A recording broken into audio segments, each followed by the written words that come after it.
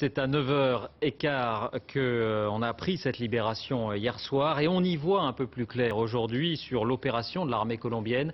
Une opération digne d'un film, a indiqué le ministre de la Défense. Explication Arnaud Boutet.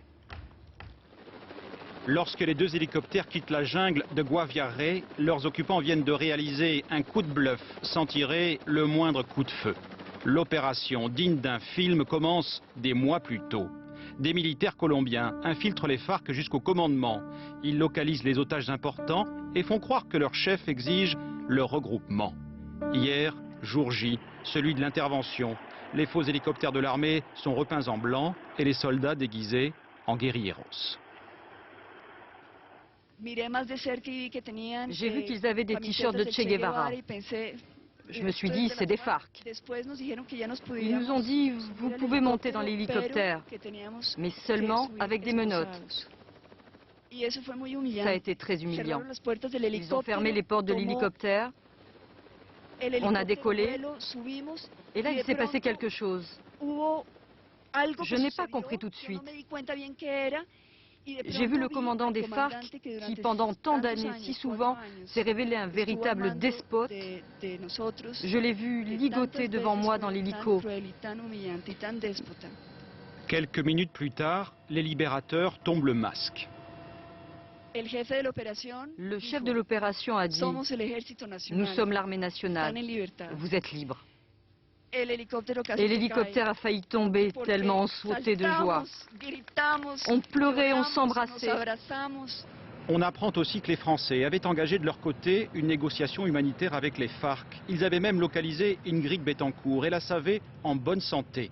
L'action colombienne s'est révélée plus rapide et surtout plus efficace. C'est à 9h15 qu'on a appris cette libération hier soir et on y voit un peu plus clair aujourd'hui sur l'opération de l'armée colombienne. Une opération digne d'un film, a indiqué le ministre de la Défense. Explication Arnaud Boutet. Lorsque les deux hélicoptères quittent la jungle de Guaviare, leurs occupants viennent de réaliser un coup de bluff sans tirer le moindre coup de feu. L'opération digne d'un film commence des mois plus tôt. Des militaires colombiens infiltrent les FARC jusqu'au commandement. Ils localisent les otages importants et font croire que leur chef exige le regroupement. Hier, jour J, celui de l'intervention. Les faux hélicoptères de l'armée sont repeints en blanc et les soldats déguisés en guérilleros. J'ai vu qu'ils avaient des t-shirts de Che Guevara. Je me suis dit, c'est des FARC. Ils nous ont dit, vous pouvez monter dans l'hélicoptère, mais seulement avec des menottes. Ça a été très humiliant. Ils ont fermé les portes de l'hélicoptère, on a décollé, et là il s'est passé quelque chose. Je n'ai pas compris tout de suite. J'ai vu le commandant des FARC qui, pendant tant d'années, si souvent, s'est révélé un véritable despote. Je l'ai vu ligoter devant moi dans l'hélico. Quelques minutes plus tard, les libérateurs tombent le masque. Le chef de l'opération a dit « Nous sommes l'armée nationale, vous êtes libres ». Et l'hélicoptère a failli tomber tellement on sautait de joie.